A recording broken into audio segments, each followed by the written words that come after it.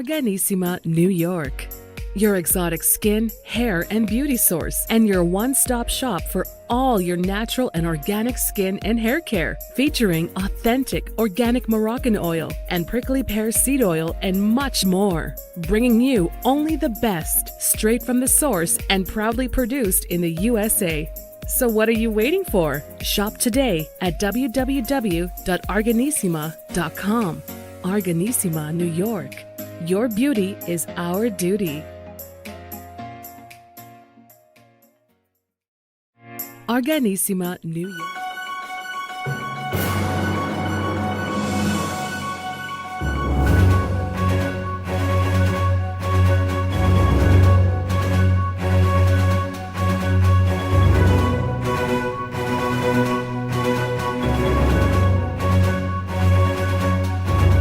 Hello there.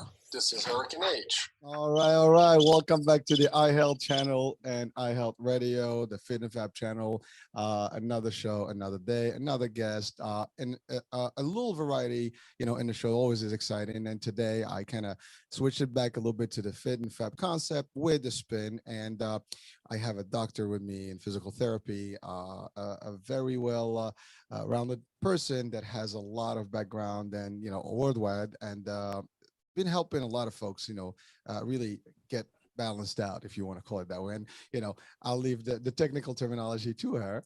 So I have with me today, Dr. Amy Novotny, and she's going to guide us through a whole new concept of pain management, if you want to call it that way, and also share with us some real concepts of where's that pain coming from and things like that. So I'm going to start, first of all, with a question to the public here.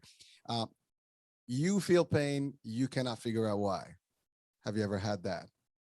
Probably something that you've asked yourselves. I do. I sometimes, like, you get pain, but you didn't fall or anything. What's up? You have a headache, you can't sleep. So these are some of the things that we experience. And I think today we might be able to shed some light on that. And also we're going to learn some techniques that can probably help us be better, feel better. And I guess that's the bottom line, right? We want to all feel good and healthy and fit and fabulous. So, Doctor, how are you? I'm doing very well, Hurricane H. Thank you so much for having me on today. I'm very excited to be here and share and help your audience. Well, it is our pleasure, and thank you for being on the show and accepting the invitation and willing to share your value here. So Doctor, first things first, let's talk about yourself and your background and what got you in all the physical therapy world. And I mean, physical therapy is a lot of stuff, and I've had a few shows before, but every time it's something unique, it's different. So tell us about that journey. So I decided to go into physical therapy after I kind of touched into the research world and ecology. I've always been fascinated with life and culture, whether it's nature, animals, humans, different cultures, traveling, always been fascinated. But after I graduated undergrad, I decided, you know what? I like biology, I like physics, and I like people. Why not try physical therapy? And so I decided to go right into graduate school after working at a clinic where I translated for Spanish speakers with saw injuries and different working injuries. And so got into physical therapy school, did my doctorate, graduated top of my class, very excited about everything. Nice. And then jumped into a clinic and worked in a sports and orthopedic clinic, and did that for about 5 years when I realized I was a very good physical therapist. I was well known in the Phoenix area. Doctors would send people to me, but there was something missing. There was something that I wasn't touching, especially for people with chronic pain who they could get better, but they would fall back. And it's like, there's something else that's missing that I'm not getting. And at that point, I was also recruited to be a director at another clinic, and I started studying asymmetries in the trunk and how our diaphragm plays a role in that, and how our breathing and the asymmetries affect how we move. And so that was through the Postural Restoration Institute, just some continuing ed courses. It was excellent. So I started looking at things differently then. And at the same time, I was running marathons, and I was training to try to qualify for the Boston Marathon. And I was on the treadmill, and I said, okay, I remember this specifically. I wanted to start using myself as a guinea pig and start playing with the way I breathed to see if it would change anything about my performance. And it was huge. It was a huge impact.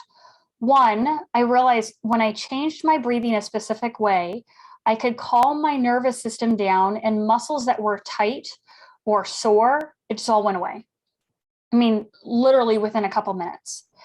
And I couldn't figure it out. At first, I kind of, just kept running and like, okay, how come all of a sudden I felt like the coyote and the roadrunner? And the roadrunner, where the body is there and the legs are moving really fast. And it's just like, okay, I'm chill. That's exactly how I felt. And I wondered, okay, is this just me stumbling on this? Or does everyone else know this and I've just been tight this whole time? And, I stepped back and like, okay, no, people don't know this. And so then it became a matter of what happened? How do I reproduce it? How do I figure out a process to it? And then how do I start teaching it to others?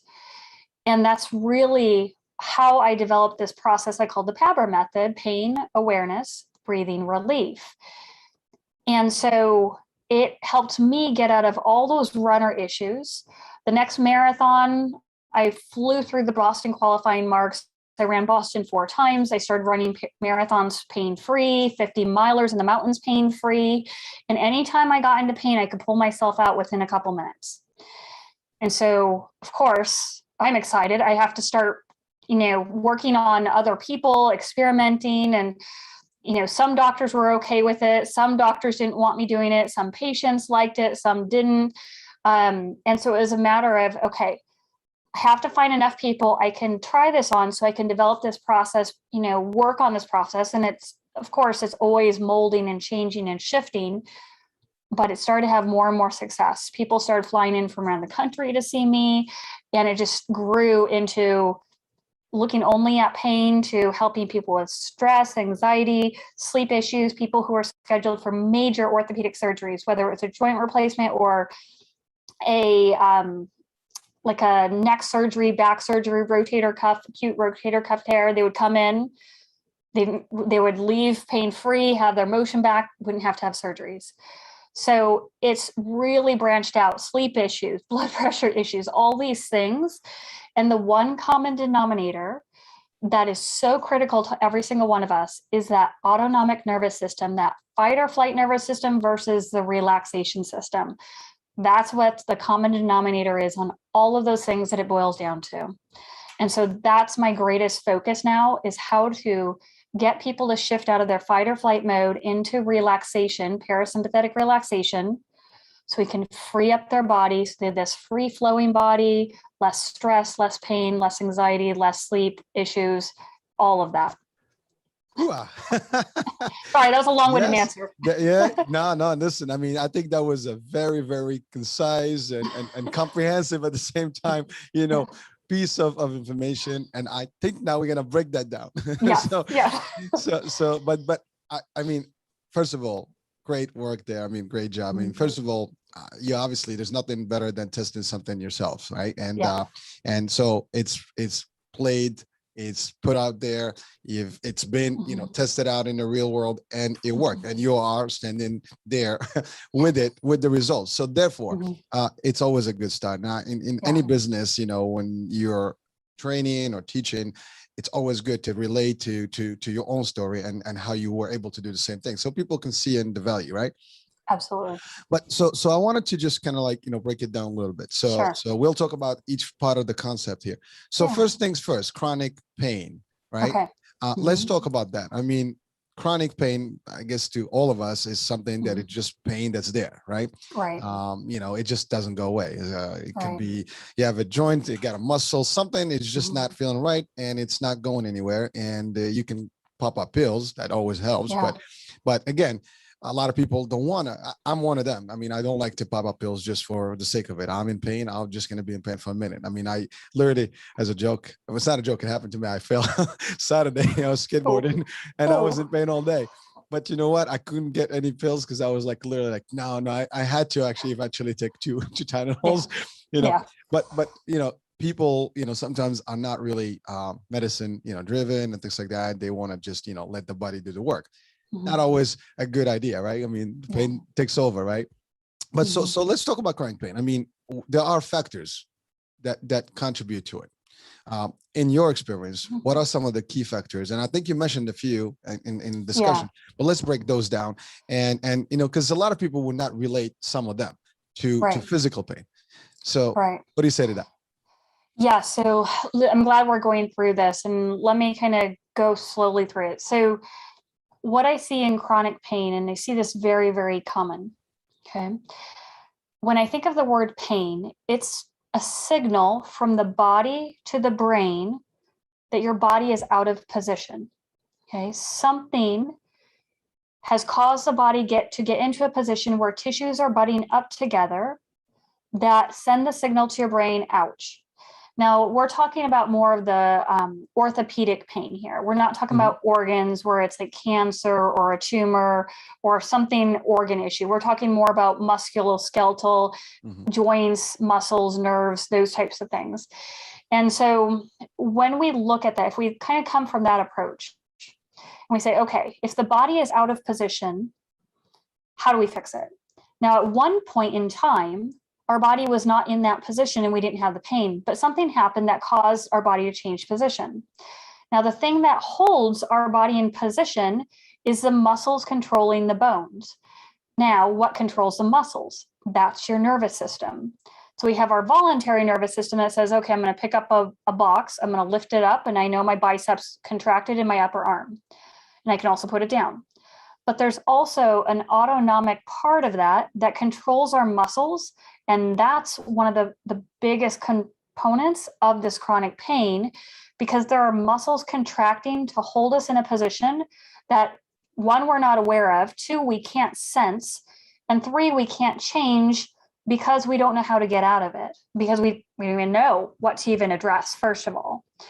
And so what happens is, if we think about that fight or flight nervous system, we get ramped up with every stressor in our life. Okay. Work, finances, if you have kids, relationships, parents, all these stressors start to ramp us up. When it ramps us up, any little stressor, your muscles contract.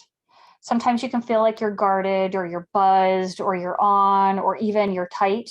You have tight hamstrings. I hear that all the time. I feel like I'm 90 years old. I can't bend over. Those are all signals that your nervous system, that fight or flight nervous system, has caused muscles to contract without your awareness. Okay. And here, let me give you a visual of that. Let's say you pick up a bucket of water with your arm. Okay. You feel your bicep muscle contract. You drop the bucket down, the bicep muscle goes off. Let's say you pick up that pick up that bucket again. Now, all of a sudden you hear a really loud noise like a gunshot. You're going to tense up all over your body and possibly even jump. Right now, you don't know if you're safe. Okay, so everything in your body is tense. If I were to put down that bucket of water, I'm still going to feel tension throughout my body. And even in that, there's going to be some tension in that biceps muscle. That's the fight or flight tone I'm talking about. That's that sympathetic tone. And in order to get rid of that, I have to recognize, okay, I'm now safe. I don't need to run for my life out of the building or whoever is chasing me or whatever is going on. I'm truly safe. And I have to say, okay, I'm going to release all the muscle tension in my body to let go. And that's something we don't do. And that tension, that contraction of your muscles happens with all of those stressors I named in your life. And we can all go through and probably make a list of 20 or more stressors in just our basic daily life. And so if you think about that, by the end of the day, all of those have added up and we just become this tight knot of muscles that we need to release, but we don't. And with those muscles contracting a little bit throughout the day and over the weeks, they start shifting your bones out of position. And then what happens is you keep bumping up higher and higher, the bones shift more and more. You then cross a threshold and you get another stressor in your life that might be a little bit more significant. The next day you wake up in pain because the muscles contracted just enough that shifted your bones. So now tissues pinch together and you can't, because you can't sense it and you're not aware of it, you can't drop down from it. And so that's where the chronic pain starts. And because you don't know, and you can't feel and sense, and you don't know why it's happening, you don't know your body's out of position, you can't get rid of it. So you might try a pill that might decrease inflammation, so the muscles might relax a little bit. That could help temporarily. Pain pill obviously will work because they'll block the receptors, but that doesn't mean the rubbing or impingement stopped. You might try traditional physical therapy where they stretch you and strengthen you, and that might be enough, but it might come back. You could try chiropractic. You could try all these external modalities that are doing something to your body. But what you truly need is to change that nervous system. So the muscles release, your bones go back into a neutral position. So that's how I approach chronic pain.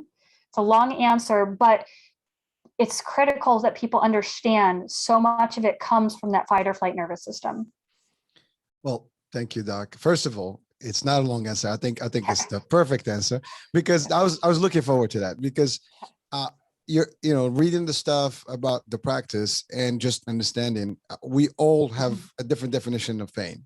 Yeah. And I think this is the first time personally, and I've been in fitness and martial arts for a long time, and we have different ways of thinking that we can make the pain go away, right? Meditation, and we have everybody's got a few formulas that they use. But this is the first time where it's broken down to something that you don't relate to in the day-to-day life. You just don't put it one-on-one. It's like two different separate things, and it's never added up. The way you presented it right now, I think for the first time, it's a visual. And I think everybody watching or listening can relate to this, because this is something that the body is reacting to, and it just adding up. And before you know it, there's a reaction. And you don't even, that's the other part. I think the part that was amazing right now is the fact that little contraction, then the movement of a bone and whatever, and then it adds up and it adds up, and then it gets worse. Also, when you talked about the body tensing and that example of the bucket, I was just thinking about me putting the bucket at that point where it's all tense. I probably will make a wrong move, and now it's worse. So I was just visualizing the whole thing with you, but really, I think for a lot of us listening in, it is not something you think of daily. To your point, we have a lot of stress, stressors every day, work, family, friends, the issues around us, Corona right now, it's been the pandemic. It's just too much, right? And all of these things are like impacting people. And we'll talk about that impact also in terms of your experience in the last 2 years. But it is a big deal. And then also you connected it with the flight and fight mode, right? Or system, nervous system. Now, everybody, and please, I'm going to ask you to define it a little bit better in terms of the flight and fight mode, because everybody thinks about that. That's the natural response that the body has in terms of like, do I fight or do I just, run, right? Yeah. And so I think that's what we understand, but we don't understand how it all connects inside. I think when I say we don't, I mean, maybe the majority of us, maybe some technical folks will, in the medical fields and they would understand it more, but the general public will probably we're not going to be able to connect those dots. So can you also expand on that fight and flight mode in a nervous system itself? Sure. Yeah. So it's part of something called your autonomic nervous system. And that runs like your blood pressure, your heart rate, it controls your organs, a lot of functions that we can't think about, or we don't think about. It just goes automatically because, well, obviously we don't want to have to think about heartbeat, you want to just let it go. So the autonomic nervous system has three components. It has your enteric nervous system, which is your digestive tract and, processing food to get rid of waste. Then you have your parasympathetic nervous system, which is that lower, I'm resting, I'm relaxing, I'm reposing, sleeping. And there's also a digestive component to that. Then you have the fight, flight, or freeze mode. So that's your sympathetic nervous system. Now, ideally, we would like to be in parasympathetic relaxation most of our waking hours and our sleeping hours. And then when we need to, we go into fight, flight, or freeze mode when we need to. If you look at kind of the big animals of the animal kingdom, how do they spend their day? Sleeping. Lions, 20 hours. Dogs, cats, lions, everything, cheetahs, they spend their time sleeping, and then they go into fight, flight, freeze mode when they need to act to get food, fight, or whatever. So they can go from this resting state where they allow their muscles to get nutrients, get rid of waste products, and then all of a sudden they can bounce into action and they're very effective. Okay. Now, humans, we kind of do the opposite where we're in fight or flight mode all the time. And then we think just by closing our eyeballs, somehow we're going to drop back down to parasympathetic relaxation to sleep. Some of us can accomplish that, but a lot of us can't because we're so ramped up.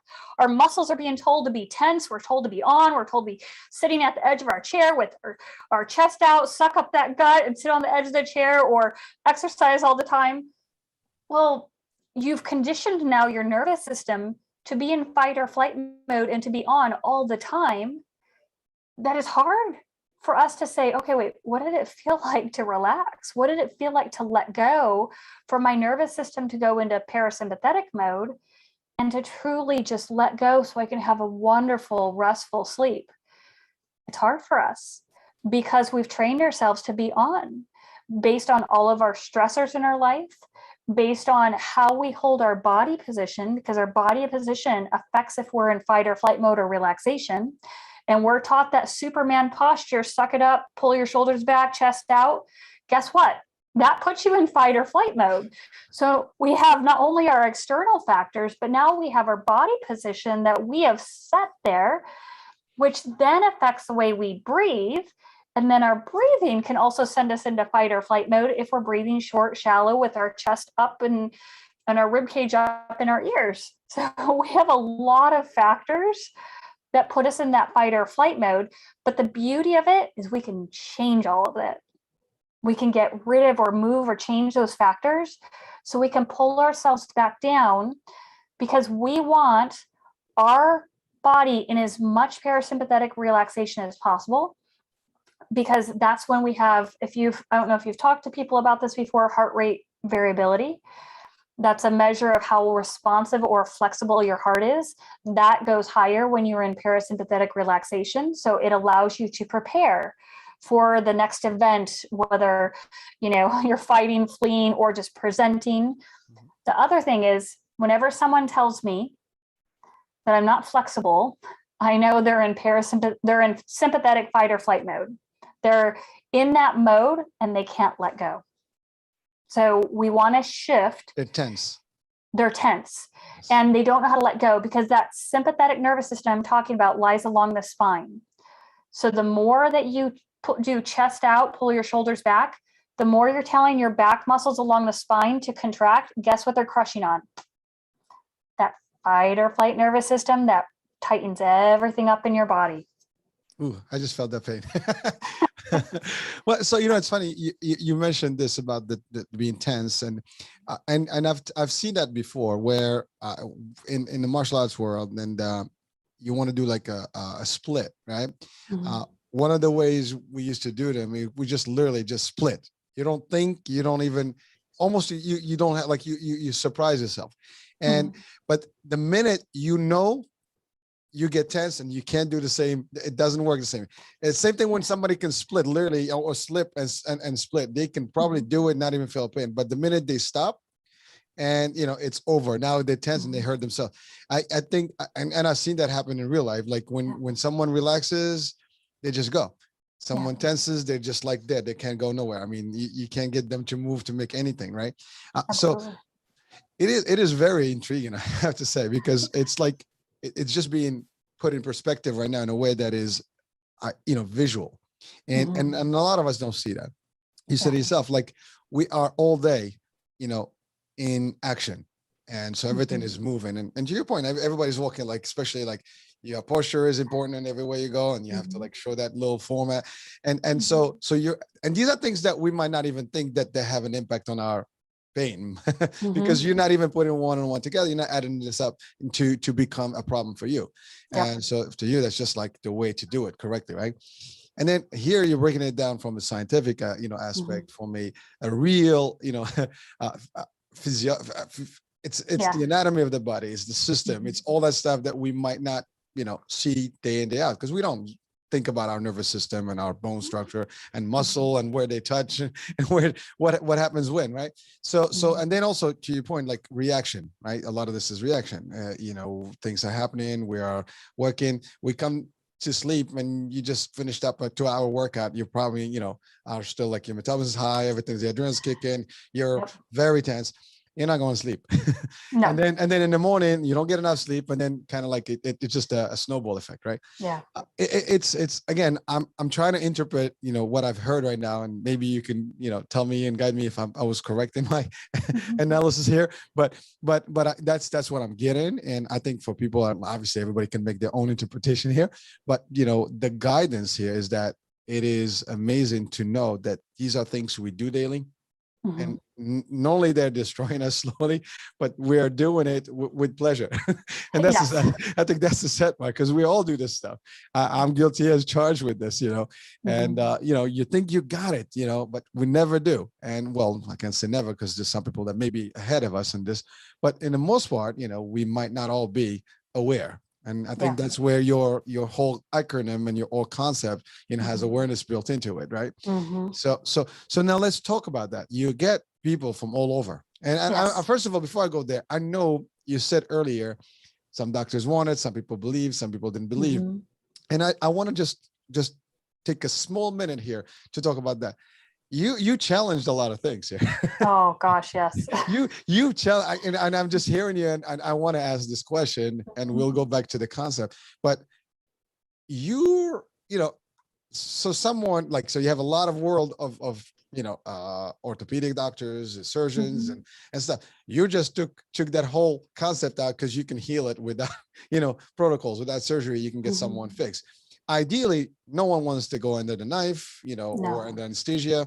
But a lot of people think that's the only, the last resort. But and it's funny because holistic and new approaches and things like that are available, but a lot of people don't know about them. Right. And one of the missions here is to really bring that up. But your experience, in your practice, in your career path here, I'm sure you found a lot of bumps and a lot of reaction to your concept. Oh, yes. If you don't mind, I mean, I know I'm digging a little here, but I think it's amazing that you've done your due diligence, you've survived all that stuff, and despite the odds and the resistance, you were able to prove the concept, and you create a concept that isn't parallel to everything else. People have choices. I'm sure you're not telling them, well, you can't do this, but if you have a choice to do it without this versus that, why not? I would too. Literally, if you tell me surgery versus like do it without surgery, I'm gonna take the easy path, right? So how was that experience for you? And then we'll tie right back to the actual program and how it works. Yeah, and it was hard. I mean, I can't tell you how many nights I went home crying. Oh my gosh, because I had literally had doctors say, if you do any breathing, body, your stuff with people, I won't send you any more patients. And I had some patients who would tell me, I just want to do traditional PT. I just want to kick a ball or, do a knee extension or a hamstring curl. I don't want to do any of this breathing and actually calm down or work on my nervous system. And obviously with those people, I said, okay, I understand, because at that point I was under the realm of a clinic, and I was doing physical therapy in terms of what they wanted. So I had to do traditional physical therapy. And so then there was others that were like, if you can get me better in 1 or 2 visits, by all means, I'll take a straw or balloon. I'll blow up whatever you want me to do. I'll blow, breathe, whatever. And so then I had those. So I had to work through that resistance. And when I started getting people better a lot faster than traditional timeframes, then all of a sudden the doctor said, wait, what's going on over here? Okay, let's start paying attention to what she's doing. And so then I had this really well-known neurologist who said, I'm sending all of my worst cases, crazy cases, everything's going to Amy. And so I started just getting random, people who are missing parts of their rib cage or their lungs, or different like numbness and tingling down both arms. I had a lady who was very well known in the TV industry, high executive, who had arm pain, couldn't lift anything up, scheduled for a fusion in her neck, and we got her out of that surgery. And so they're like, okay, there's something to this. And so that's when it started opening doors. And then eventually I got hired by a world famous photographer to keep him out of 2 major surgeries. So I gave everything up, traveled the world for 6 months, and came back and said, you know what, I'm not going to go into a clinic setting again. I got a lot of resistance from doctors, but I can make a greater impact if I become an entrepreneur, start my own process, start coaching people individually on how to get themselves out of pain, and start speaking and spreading this information. That's how I can have a greater impact. And those who don't want to do it, by all means, there is surgery, there are injections out there, there's medications, there's traditional PT, and I am very happy for them, and I will refer them, to whoever I can. But then there is a group of people out there who want a holistic approach, who I can work with and become their coach on how to calm the nervous system down. And that's what I do. And I'm just really grateful that people out there want to actually learn to transform themselves. Really grateful. I want to do chapeau, and I want to say that kudos to you, because for a couple of things. One is I figured this was not going to be easy quick, because every time you challenge the status quo and the different systems that are in place, and you come up with a new thing, people either are going to laugh at you, or they're not going to accept the concept, or they're going to just make sure that your concept doesn't make it to life, right? But you were persistent, and you did what you felt righteous, and you did it. But on the flip side, you had someone that threw in the worst case scenarios at you, and that actually made your case even stronger, because when you can turn someone with those extreme levels of pain into something better, then the word is easy, right? The spread. You have some real concepts, proven results. Boom. I took these people with the worst scenario, and I make them feel the best. And now my concept works. Let's see about that. And then I think also the trip did a different, a spin on you. And then you took the leap in the business world, which is very dangerous sometimes. And every time, people don't go to business because they're afraid. And you go into a whole world of uncertainty because it's a new concept. But you did it. So again, for those two things, I mean, I just want to say, great job. Thank you. You made it, you go for it. And you know what, that should be motivation to a lot of people out there. So again, that just a spin on our talk show today, but I think that's always good to hear. And you are a mentor to others, and you are coaching others and helping others train to do this practice as well, right? So I think it'd be something for people to listen to and hear, and whatever they're doing, this could be also inspiring to them. Yeah. And it's hard. It's a hard step to go out on your own, not have that steady paycheck. But I knew from so many previous patients I had, they said their lives were transformed. You have to get this information out there.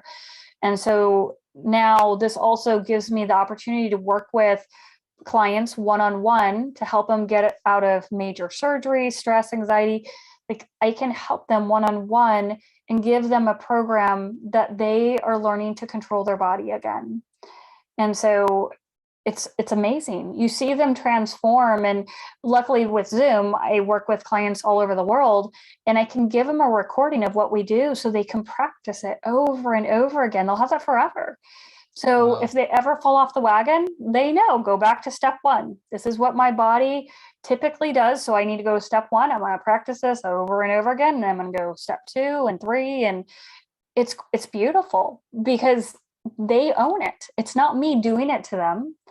I'm just there to guide them in the process. They're changing their nervous system. They're changing their body. They're changing their movement. They're changing their energy, performance, attention, focus, sleep. They're doing it themselves. There's nothing more powerful or empowering than that. There's not. And again, you give them control, and you give them the flexibility and the access, and it's still available to them as well, right? So, well, so now let's talk about that. So that's the let me get it right. So, PABR? Yes. Yeah. All right. Yeah. Cool. Good job. I got it. All right. So the first letter. First, Pain. Pain obviously is that's the core of the problem, right? So now do you discuss the reasons behind the pain? Do you track back what that is? How do you go about that? Yeah. So I ask them just, what is your pain? And then we look at that. And so when I'm looking at a person, I have them do all different types of just daily basic movements. It's not something that you would typically think. I may have them reach, I may have them bend over, squat, maybe lift up a leg. I'm looking at their basic movements to see how their fight or flight nervous system is locking them up, that's contributing to their pain. So then once I've watched them do all these specific movements, just their general daily habits, then I'll explain to them, okay, I see where your pain is coming from. It could be, if it's like your right shoulder, it could be how they're walking with their left foot hitting the ground a certain way in the rib cage position. So it's their full body comes into where their pain is.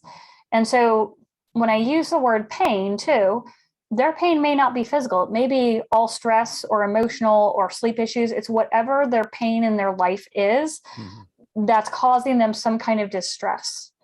So it can be a wide range of things, but I kind of group it all under the word pain. So now we have, this is the awareness part. Next is awareness. So awareness is, we have to get you to be aware of several things. One, your fight or flight nervous system. How much throughout your day are you sucking up your gut right now? So all of you listening, see if you can let your belly button go. I bet it was highly likely sucked up and in, even you, Hurricane H. I know it was. I'm tense. I know, because you're on. And so there are certain things we have to become aware of. Is your belly button sucked up and in? Is your rib cage high? Most people have no idea what it means to drop the rib cage. Hurricane H, your rib cage is high. I'm just going to let you know that right now. That's okay. I'll be like, yeah. Because yeah. if your belly button's sucked up and in, your rib cage is going to elevate in front, which means you're going to hinge off your low back. Your back muscles are going to contract on that fight or flight nervous system. You're going to be ramped up. Muscles are going to tighten. So you can use that as to your advantage. But we also need to have awareness of how much we're using that during our day and try to bring ourselves out of it. So when we want to perform, whether it's using energy to perform at your job, whether you want to generate power or speed in some kind of athletic endeavor, you want to be able to generate that. But if you're always on, the ability to generate power, speed, energy is going to be much limited than if you start in a resting position. So those are certain things that we want to be aware of. The other thing is, this all impacts the way we breathe. So if your rib cage is up, your gut is sucked in, you're going to breathe shallow. Plain and simple, you're going to be shallow. You're going to use your rib cage in your back, your head, your neck, your shoulders to breathe in instead of your diaphragm. So a lot of people think belly breathing is diaphragmatic breathing, and I'm going to challenge that as well and say, it's not, because you pushing your belly out does not mean you know how to access your diaphragm, because in order to access your diaphragm, your rib cage has to be down. If your rib cage is up and you're just pushing your belly in and out, you're using some belly muscles, but the diaphragm is separate. It's good for the abs. It's great for your abs, but you're not going to feel so great. So awareness also is, how much are you holding your breath? How much are you breathing in fight or flight mode? How much, when you exhale, can you sense of your rib cage dropping down and all of the muscles in your body letting go? And also part of awareness is, can you release a muscle without anyone touching you?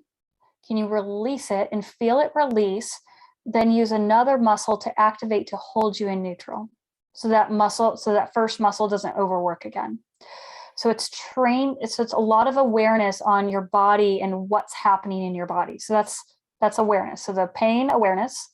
Now B is breathing. So we use breathing as well as body repositioning to help us calm down the fight or flight nervous system, so that muscles that need to relax will do so, and other muscles that need to activate will do so as well, to hold you in neutral.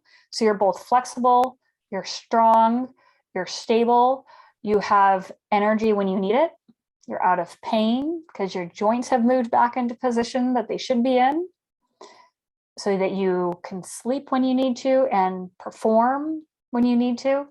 So that's part of, we're using the breathing and body repositioning to get ourselves back into neutral and to calm our nervous system down, to give us R, which is relief. relief from pain, relief from stress, relief from that uncontrollable anxiety, relief from not having to have a major surgery, relief from insomnia, you name it. I have people who've gone off medications, blood pressure medications, pain medications. They've reduced their insulin for diabetes, like all these different things. So whatever your relief that you're looking for, that's what we're trying to get you. Wow. Yeah. So that brings us to the title of this particular show. As I mentioned earlier to you, I'd like to call this that you are the body healer, the magical healer. And I know you've heard that expression before. Mm-hmm. I believe that somebody did tell you that. Yes. And it's actually on your site. So if you check out her site, you'll see Yeah. you see what I'm talking about. But really, I mean, it sounds magical, and it is something that everybody would probably want to experience. Yeah. I mean, you're talking to me like all these things, and I'm trying to figure out my belly button here, my rib cage, how my breathing is. I think I'm doing all wrong, but that's actually important because the way you break it down, I mean, we don't actually, I don't think anyone is walking like, how's my rib cage position, where my foot is going, my muscles and what they're doing right now, my belly, my breathing. We just breathe, we just go about life and get busy. And sometimes we don't, to your point, we don't realize it until we have pain. And now you have pain. Let's assume someone goes through the program. Yes. Certainly the pain is not going to be overnight relieved, right? I mean, it's a I guess a work in progress Process. And process. And it's also depending on how bad the situation is, right? Someone who's really going to infusion and some other drastic measures will probably need a lot of time. So what is a typical treatment and length of someone from the beginning to the end? Obviously, it depends on the severity, but what would be that time frame? Yeah. So just like with any other healthcare professional provider, I don't have a specific time. So let me kind of just give you a general idea. So let's say I start working with someone. The first visit's an hour and a half, one-on-one, because we're going through everything, having you move. We're starting to change you by teaching you how to breathe differently. Like you get homework right away. Okay. Now I expect you to feel a change in your body that session. Okay. Either you feel more relaxed, you feel your pain go down. I do expect a change. Okay. Then we send you off for a week and say, okay, go practice this. You have a video of what we went through, so you know exactly how to do it. Plus I'll give you handouts, an email that explains everything. I want you to really get it. So they go off and practice. Some people practice, they feel more of a change. Some people don't practice. They still retain a lot of what we did, and they may not feel as much of a change. Some people will feel fabulous and be like, you got rid of all my pain. I never want to see you again. I'm gonna just keep doing this. And I say, awesome. Hallelujah. See you some other time in some other situation. So you get the full gamut. And so a lot of times though, it is a process because people have compensations layered on compensations. Their rib cage is elevated, their chest is out, their pelvis is tipped forward.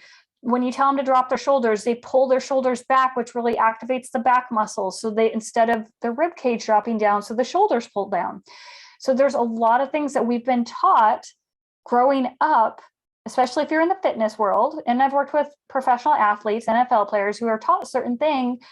And then I have to teach them, okay, we're going to go against everything you ever learned. But then when they see the benefit, like, oh my gosh, I can now feel the pain went away, or I can move again. And so it can be 10 visits, depending on a person. If we're working on 10 different things, and plus maybe there's some trauma, I work with trauma and abuse victims as well. So if there's that component in it, that may be even longer than that. I'd say on average between 5 or 10 visits is what I see people. But I have some people I've seen, quite honestly, for a year, because we're working on so much. And I have a client right now who couldn't do anything, literally was in the house, could not do anything, didn't go outside, didn't do anything, is now hiking up and down mountains. And that's over the course of a year. That client wanted to get to that point to be able to go up and down, mountains and travel and go to the Alps and all that stuff. But we had to take the time to go through some past traumas, then body pains, some anxiety. So we're working on several different things. And, we start maybe once a week and then it spreads out to once every 2 weeks or once a month or however. And it really depends on each individual person because we're all unique. And that's one thing we have to keep in mind. Again, I mean, you answered the question. I mean, ultimately, there's different scenarios, but for someone that literally went from not motion and sitting home and doing all that, that is impressive. So this concept is yours. It's proprietary. It's unique. It's you launched this. Yes. Have you expanded? Are there other service providers that are under your realm right now that are like a franchise of yours, or some sort of a I guess they work with you in your network like of providers? So I haven't started franchising this out yet. I'm working on a couple things. So I'm working on a program, a video online program, just like a lot of healthcare professionals or other coaches out there, or a video course for the everyday person who's not into healthcare. And then I'm also working on a certification program so I can certify other people into do this method. Awesome. And what that will look like is having, probably some online video courses as well as an in-person component, because I'm mostly virtual right now. And so I work with clients, just everyday people who have pain or whatever throughout the world. But occasionally, wherever I'm located, if I'm traveling, I always get people who want to be worked on in person. So, I mean, without fail, if I travel somewhere, someone I'm talking or someone knows about it, it's like, okay, can you work with me in your hotel? And I end up working with someone. So it's also good for people to know there is a hands-on component for some people out there who can't sense and feel. Or quite simply, there are people out there who say, I don't want to have to do anything, just do it to me to make me feel better. And I'm okay with that. And I say, okay, I will help you get your ribs in the correct position so you can feel your body calm down. And, we're all different. And I respect whatever their goal is.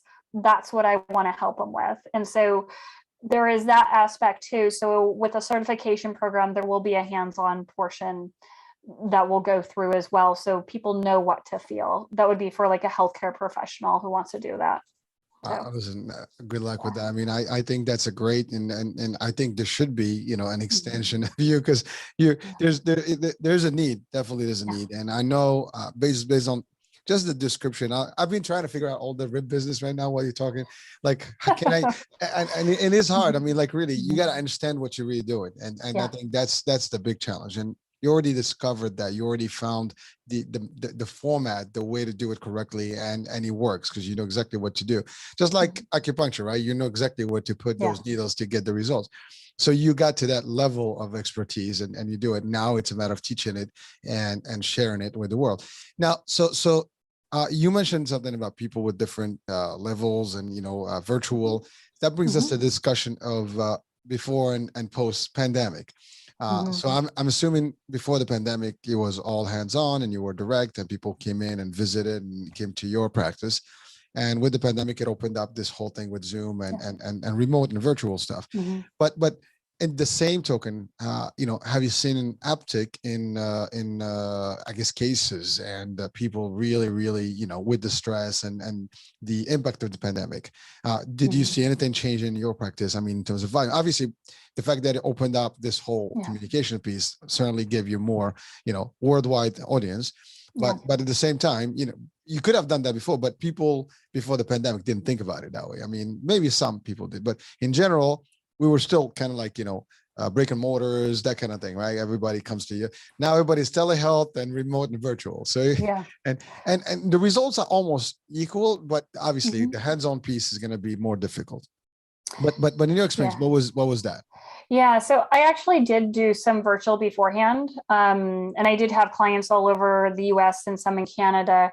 But with the pandemic hitting, I switched to all virtual.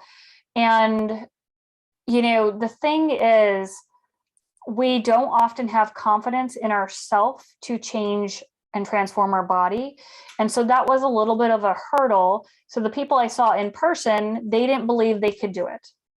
And so there was a little bit of a mind shift that had to happen, and me having to work them through that so that they realized, you know what, when I did the hands-on, you often, well, most people I can put to sleep very quickly and I'd have to wake them back up. But so I would have to teach them, okay, we're going to help you sense more about your body. So I actually prefer, this sounds awful, I actually prefer working with people virtually because they don't become dependent on me to feel something. The more I can empower them on their own body by teaching them what to sense and feel, and it comes down to how well can I communicate. If I'm doing a crappy job communicating, that's on me, that they're not feeling it, because that's my job. That's why they're working with me, is I have to be able to communicate something that they've never felt before. So that might mean changing positions, doing something differently with the arms and legs. So I am on all the time. When we're on Zoom, I have to shift and change to make sure that I'm communicating something that they can perform and produce and then sense.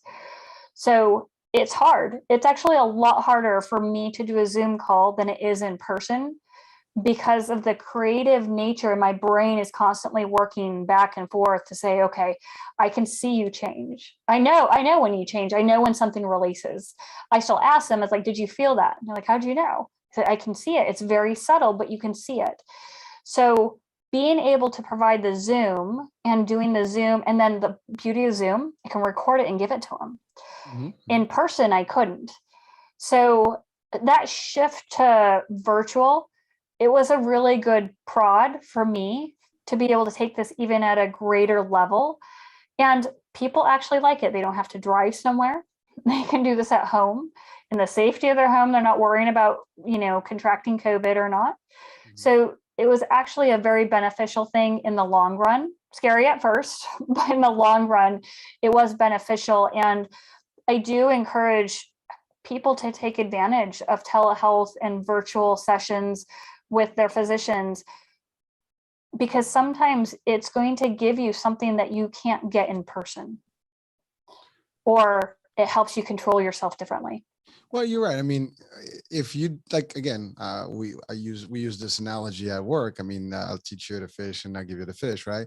Yeah. It's really, if I learn to do it, I'm going to do it. And that means I can do it over and over and always have the medicine with me, right?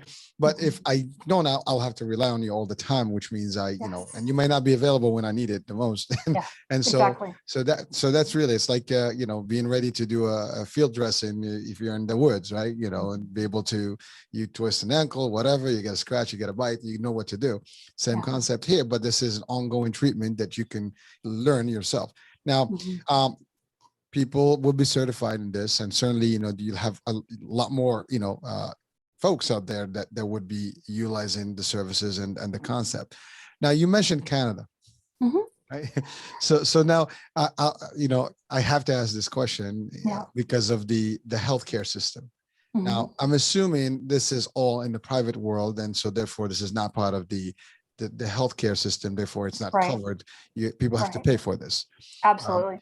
Have you considered maybe whether in Canada or the U.S. or other places, maybe to participate in insurance, companies and be a practice like I'm in the insurance world. That's what I usually do in the day.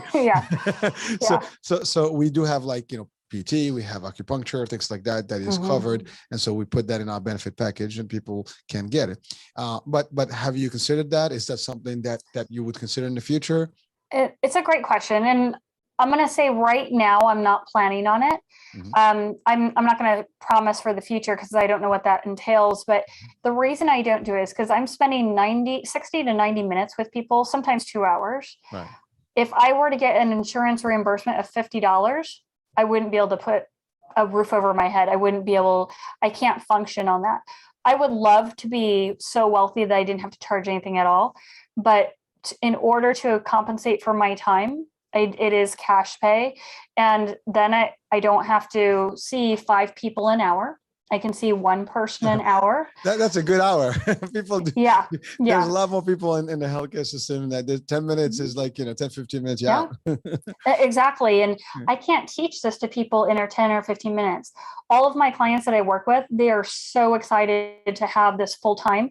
They are willing to pay the amount, because if you had, let's say I was doing traditional therapy, physical therapy, and I had someone for 90 minutes and the insurance would only cover for, whatever that time, I wouldn't be able to function as a physical therapist. And right now, I don't have to hire an insurance person. I don't have to hire a front office person to do billing. I don't have to do all these things. So it allows me to see people one-on-one. And so will that change? I don't know in the future, but right now, for probably the next several years, it's going to be one-on-one cash pay. No, but that's for you. But once you certify people, right? So now you have different, agencies, sub agencies of your concept. Will there be like a system where they can do whatever they want with their system? Obviously, depending on where they are. Like, let's say someone in the US may want to be participating in an insurance, program, but so that will be open. So you're not opposed to that. It's just that the concept. But you're right. I mean, this is a unique form. This is like added value. It's not your like there's a lot of programs that you have to pay to get. I mean, you just don't get to the common insurance. So absolutely. When I certify another healthcare practitioner, however they want to address it is up to them. That's fine. I'll just let people know that sometimes it takes people a full hour to get this. So you might not be able to have another patient there at the same time with you. The other thing is, what I do, I consider this coaching when I'm working with a client one-on-one. It's not physical therapy. It's not chiropractic care. It's not acupuncture. I'm coaching someone on their nervous system. And so other healthcare practitioners, how they want to incorporate that into their practice, I will be fully supportive of that. And that's totally, however I can help them integrate it. Well, listen, Amy, again, I had to ask the question just because I know Canada has the healthcare system is different. And of course, it's less reliant on insurance as much as we do in the US. I mean, that's, but also here we have private pays. And even, I think even in Canada, there's, people, you can go to a regular doctor and the system pays, or you can pay extra and go on your own to a private doctor, which is very common. To get expedited, visits and things like that. And again, so that goes in. And also, like, I've had, like psychologists and on the shows, and they also do the same thing. It's private pay, and these are different sessions, things like that. So it's pretty common. It is a very, very common practice. So it's great. But it's a unique service. And people, to your point, if there is an alternative surgery and I can do it, then it's going to save me, a lot of problems, because surgeries, I mean, I had a discussion the other day with someone, and people literally, I was told that people can go into a surgery and they get anesthesia for, something basic, and they don't ever come up. So again, going to surgery, that means you have to go through anesthesia and other things, and you never know what can happen before, well, not before, but certainly after. And so if you don't want to get into that, you have to seek alternative measures, and this is one of them.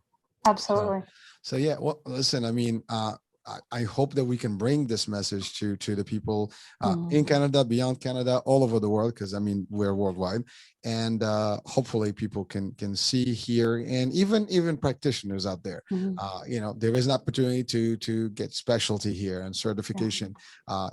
Seek that, and even I think people may want to add this to their ammunition. I mean, they might be a PT, they might be a chiropractor, but I have a friend who actually does PT, therapy, acupuncture. He does a lot of practices, so they do all kind of services, right? And I think that's always good to add another value to your treatment. So this course is for a set of things. This is another different course for a different level, and based on where you are and what you need, it's always good to have options. I totally agree. Yes, definitely. Well, listen, Amy, we did take the full hour, so and it was just all exciting stuff. And you know what? I've learned a lot personally, and about just how things in our body function in, Mm. I mean, I have a biology major originally, and you know what, I still did not understand all these concepts. And again, when I say it that way, I mean, your basic Mhm. biology is one thing, but Mhm. understanding how it just touches on your, stress Yeah. and all this stuff, and your pain management is a whole different world, right? And again, Yes. that's why you're the doctor. And it takes time and practice to see, and Mhm. you've practiced long enough to see the need for it, and then you tested Oh, it yeah. yourself and you discovered something that probably was not common, and now it is. Yeah. And so congrats, as I said earlier, and I hope that more people see the value and seek your services, and also the concept itself, and hopefully in a few short years we'll have a lot of I guess providers that do the system, and that provide the actual services all over the world. And that would be a great achievement. Like, hey, that's my baby. It's all over now. Yeah. Yes, and for any of your listeners, I want to offer too, if anything I said didn't make sense, they can shoot me an email. I also offer free 15-minute consults. So if someone out there has pain or stress, anxiety, any of these issues that we talked about today, and they're not sure if it's a correct fit, I do the 15-minute consults. I offer them free. Just have them, send me an email, Amy, AMY, at paberinstitute.com, and tell them that they heard me on your podcast. So I know what I've said that will help me guide them better. And it might be they want some free resources. Fine, I'll do that. They may want to work with me one-on-one. Fine. They may just want to chat and get a couple suggestions. Totally fine. Whatever it is, however I can connect with them and help them, I am ready to go. Well, thank you for that. And your listeners, you heard, Doctor, Amy, it's available, and take it. I mean, if you think that this is something you need, it might be worth the investigation. The link to the website, to the institute, and the link to Dr. Novotny is available on the description of the show. So check it out, click on there, go in there. But before we leave, I wanted to talk about your other aspiration. So one thing about Doctor here is that she has a photography, right? Background, or I guess you're an enthusiast, of photography, and you do different, natural shots. Is that what it is? Like you go out nature, wildlife. There we go. And so what was the thing about the National Geographic? So people need to know that. That's a fact. So I think it's a cool thing. We'll jump right in. So a couple years ago, I went to Mongolia, and I was photographing the native people. And so there was a boy who kissed a golden eagle, and I submitted that to National Geographic, and it was chosen as the top world photo of the day. And so it was a very great honor. I didn't sleep for several days. I was so excited. So it was very honor. So one of my passions is photographing wildlife, and I've had a solo art gallery showing as well, and many photos of the day, and people order, stuff, prints, stuff like that. So that's my little side passion, hobby, business, that type of thing. Well, listen, I've seen a couple of pictures. It's pretty, impressive stuff. So, those shots are like, unique, and people, hey, check it out. Especially if you have some sort of a feel for photography and nature. There might be something to also check out. So I just needed to highlight that. So sorry about that. It's a little off the discussion, but it's definitely a highlight. So Doctor, it's been a true pleasure. Thank you for being on the show tonight, and in giving us all the insights of a whole new concept that we might not have known about, and probably didn't even think that we could have something like that. So thank you, and folks, thank you for tuning in, watching, listening on the radio. Hopefully, this was a very informative and exciting topic. Lot to learn. We'll talk tomorrow. New show, new guest, and new topic. Ciao, ciao for now. Bye-bye.